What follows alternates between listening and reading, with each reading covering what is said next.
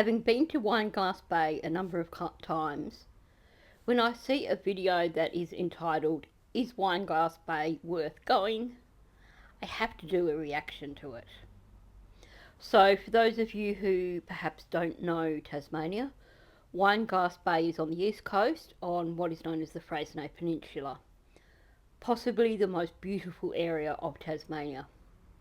Definitely has the best weather, certainly one of the warmest places in Tasmania, and the beaches and the water on the east coast are stunning. So you can understand why I would want to have a look at a video that is titled, "Is Wineglass Bay Worth Going?"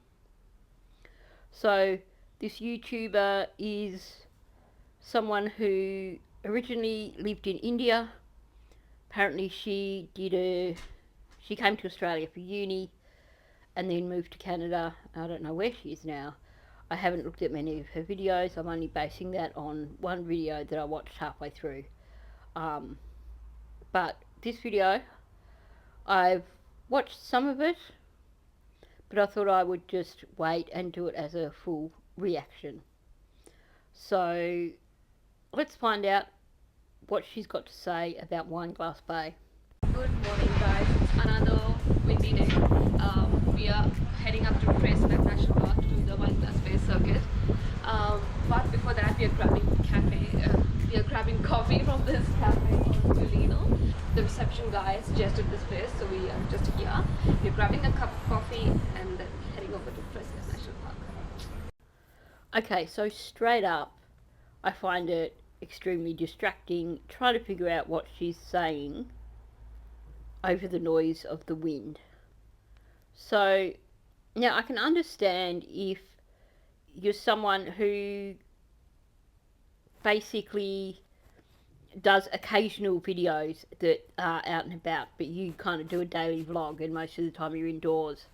But if you are someone who's trying to do videos that you are presenting as travel videos, then the first thing you should be doing is getting yourself a quality lapel microphone so that viewers aren't in the first 30 seconds being turned off from watching your video because of the amount of wind noise.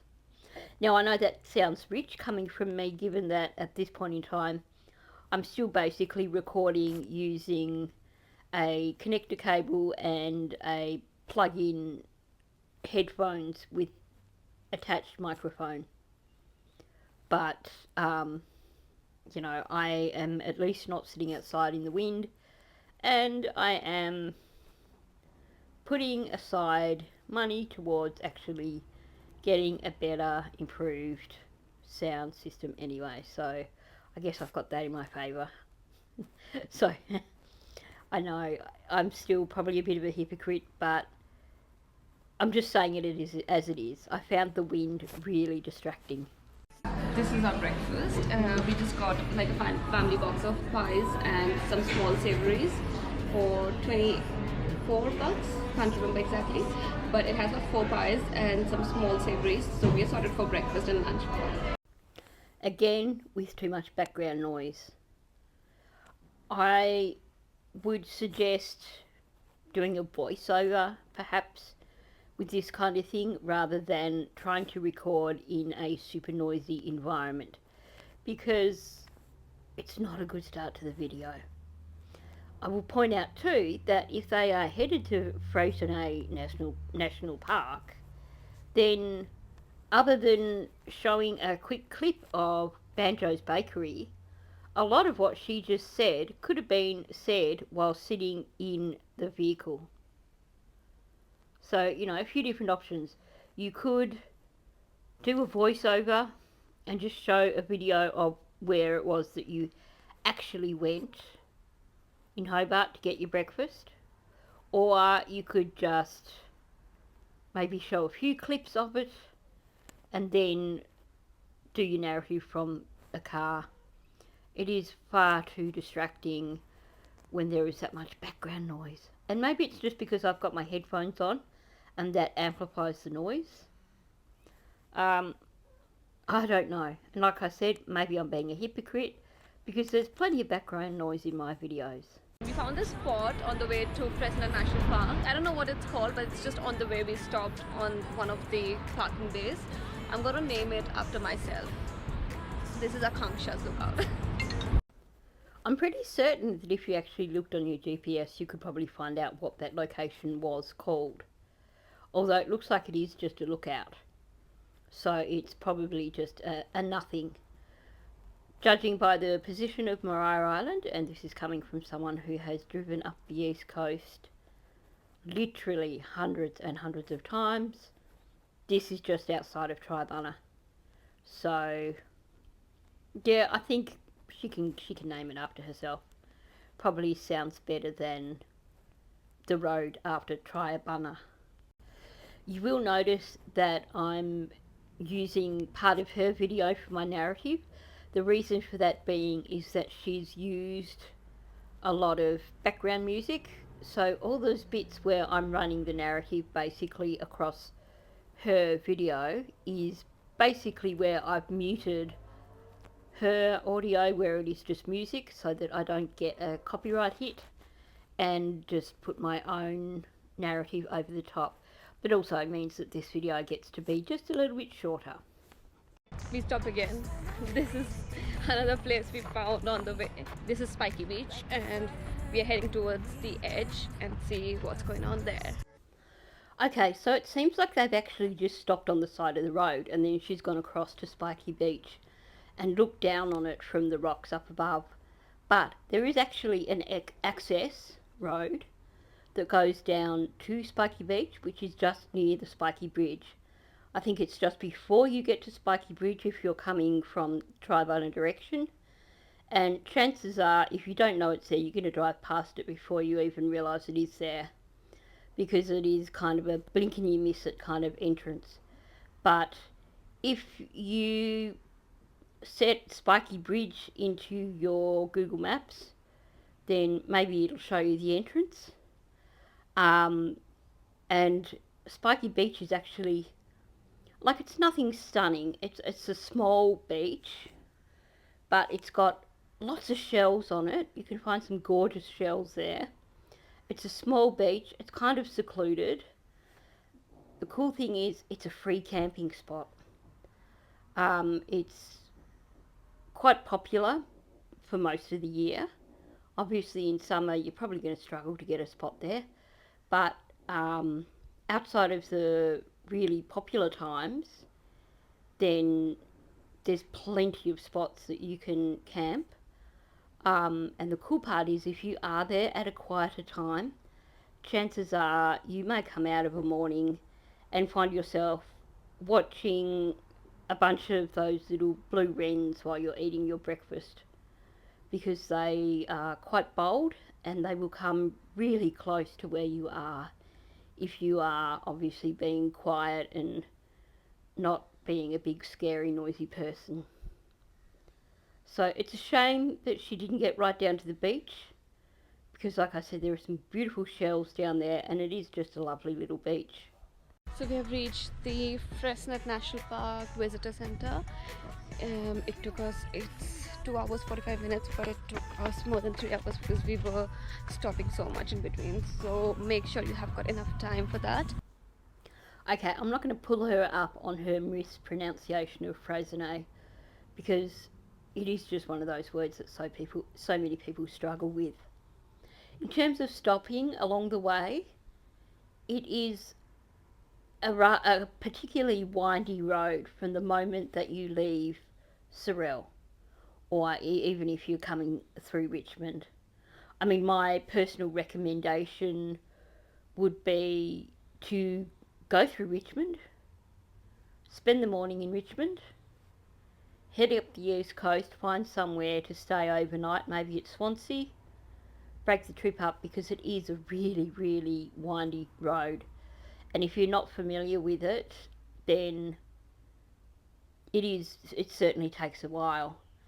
As for stopping along the way, certainly there are some lovely places to stop along the way, but in all honesty, by the time you get up to the Fresno Peninsula, you're going to realise that you didn't really need to stop at quite so many places along the way, because it all starts to become beautiful once you start getting closer to Swansea. So, yeah, you might want to stop at Orford, have a quick look around. It's a beautiful spot. You might want to just check out Tribunna just for the sake of it. But I would recommend, yeah, do the morning in Richmond, head up to Swansea, stop at Spiky Beach if you feel like it, or go through to Swansea. That's still a decent drive. So, from Richmond to Swansea, for someone who's probably not familiar with those roads, that's probably an hour and a half. But it is super, super windy. So, by Swansea, you probably are going to want to stop and take a break. And there's some beautiful spots at Swansea where you could stop. You could even shoot through to Bicheno and stop there. But I would recommend allowing yourself plenty of time to do Wineglass Bay. So, unless you are leaving early in the morning and you're going to skip all the stops along the way, then maybe do it over 2 days. Like I said, head up the coast, find somewhere to stay, camp overnight at Spiky Beach if you like. Because there's only one way to do Wineglass Bay, and I'll get to that shortly. So I got the what is it called, holiday vehicle pass, which is for $80 for the whole vehicle, and it covers all national parks for a month. So if you're visiting more than one, it's better to get this one. And not only this, every national park in Tasmania requires a park pass to enter, so better to get the holiday car pass. I guess you probably need to weigh up how many national parks you actually want to go to while you're in Tasmania, as to whether or not you're going to buy the car pass or whether just pay per visit. But I don't know what it costs now, but if it's still not a great deal more than $80, it's probably a really good deal. I'd be curious to know if, in terms of the car pass, if that covers all passengers or whether that's just for the car and then you have to pay per person as well. But I think I've heard that it's not overly cheap these days to get into national parks in Tasmania. So maybe it is probably the best way to go. So I just started the first walk, which is to the Wineglass Bay lookout. I wanted to Mount Amos, but we are quite late and it seems like it might rain, so not the most safe weather, and it's been raining since the past couple of days, so I thought, no, that's okay, let's do the normal one. And yeah, so if you don't know about Wineglass Bay, it's in Crescent National Park and it is situated between the Hazards Peak and the Hazards is a granite mountain, actually 3 granite mountains. It looks really different from how I have seen mountains. These are like big boulders stacked on top of each other. But this is really cool. I've never done the Hazards walk, but I've heard that you've got to be hardcore to do it. It is a difficult walk. Funny that she's saying that it's rained a lot. I haven't looked to see what time of year she went, but my honest opinion, if you're going to do Wineglass Bay, you want to do it in summer. Sure, that adds to the risk of you encountering a tiger snake or a copperhead on the track, but honestly, it is one of the most beautiful beaches you will ever come across. And I'll talk more about that further on in this video. That's the first lookout, and then Wineglass Bay is another 20 minutes up. Last signpost I saw was Wineglass Bay lookout 40 minutes, and now it's 20. Maybe it's quite easy, it's not that bad. The truth it is definitely a challenging walk. The thing is, from the moment you leave the car park until where you reach the actual lookout, you're going uphill the entire way. Now, last time I did it was before they'd put in those steps and stuff, so it was more of a bush track, which I actually think would probably be easier than trying to do steps that are unevenly spaced. But I can understand why they would do it, making it more tourist accessible, I guess. But to me, that actually makes for a harder walk. Once you reach the lookout, then if you head down to Wineglass Bay, it is all steep downhill so that your calf muscles are getting a really good workout. And then you've got the same again, all uphill from the beach up to the lookout, and then all downhill, giving your calf muscles a really good workout back down to the car park. So she is allowed to be a little bit puffed there and a little bit exhausted. Um,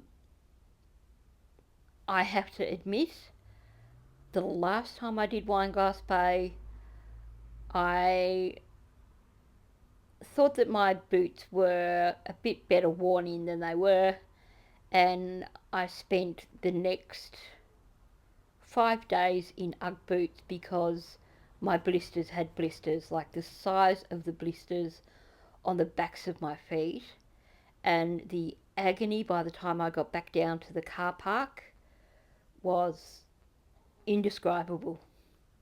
So, what you need to bear in mind is that it is all uphill until the lookout, it is all downhill to the beach. You need to make sure you've got plenty of water on you.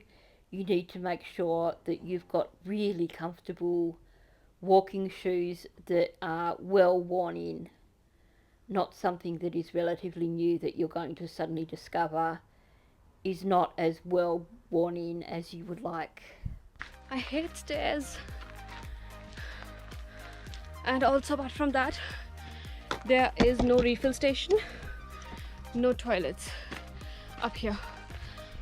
So refill yourself and relieve yourself before you start. Okay, spoken like a true tourist. Honestly, if you're going to any of the national parks in Tasmania, the only place you're going to find toilets is in the car park.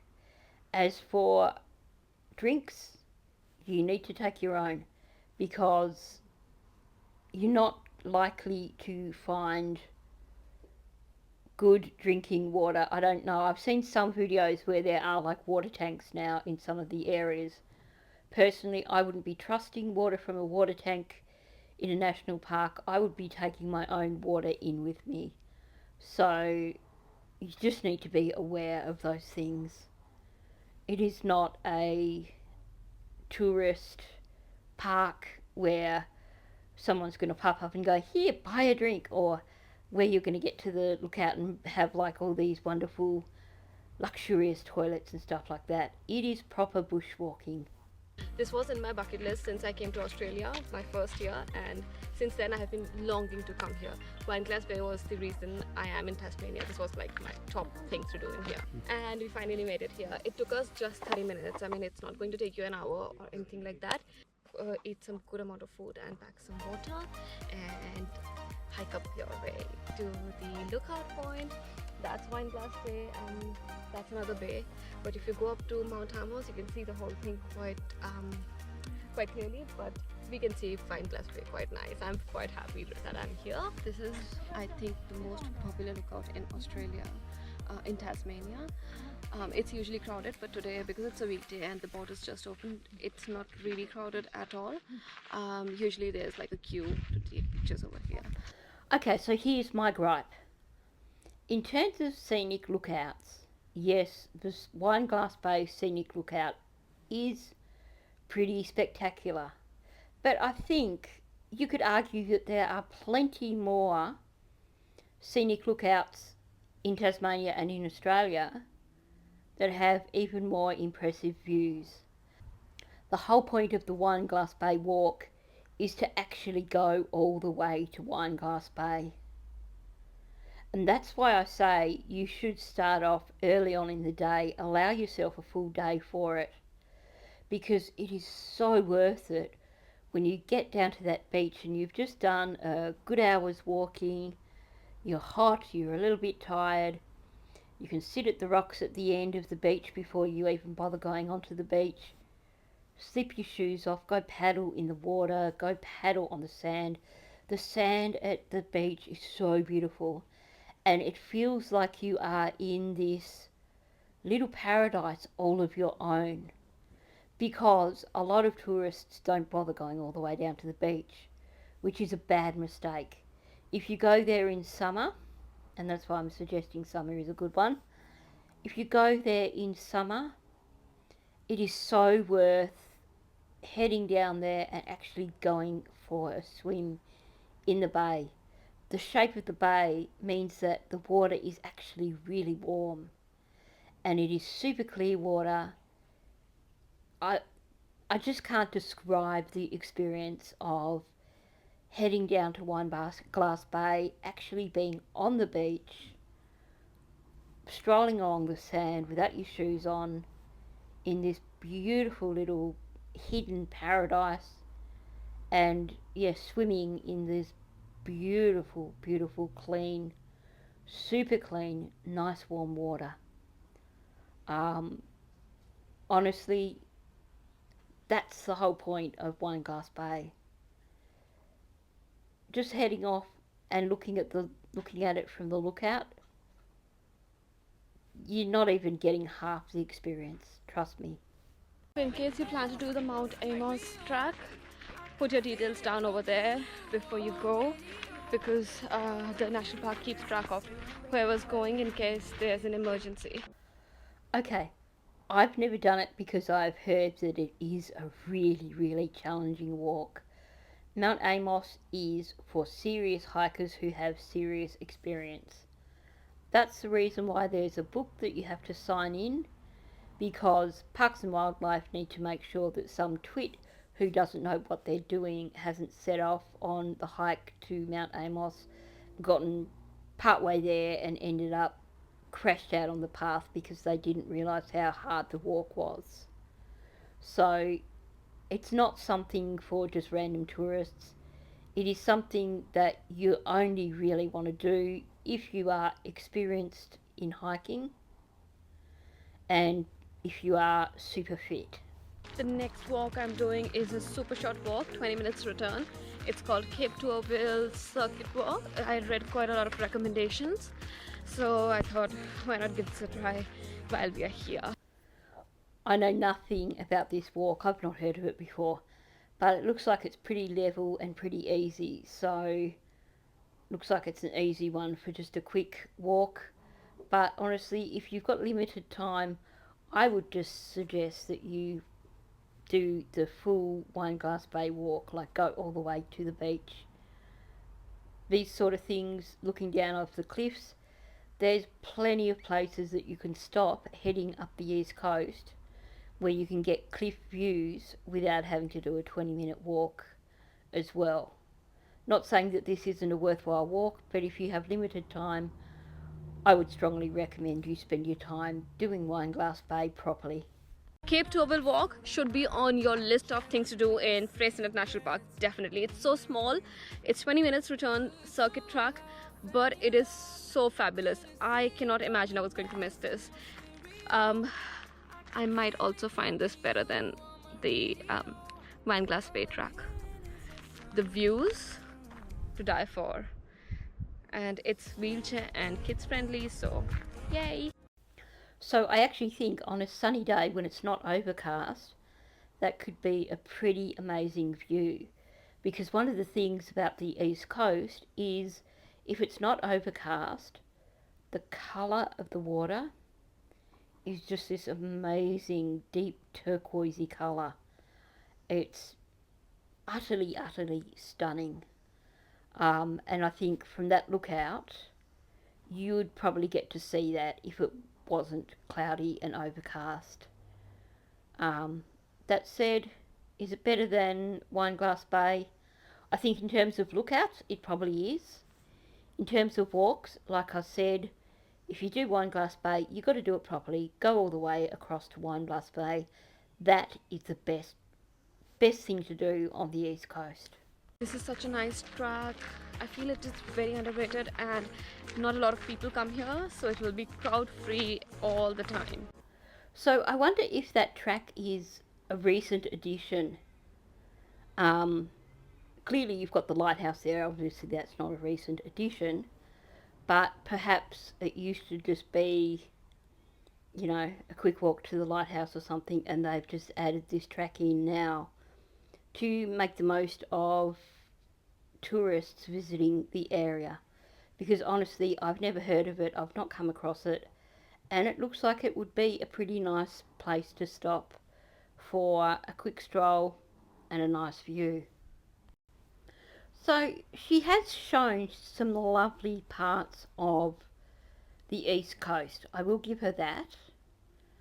But like I said, honestly, if you are fit enough, then you really need to do Wineglass Bay properly, and that means going all the way over to the beach, because you're going to be hard pressed to find another beach that is just as sublime as that. And the sand is so white, and it is an experience that if you haven't done it, you can't truly appreciate what it's like.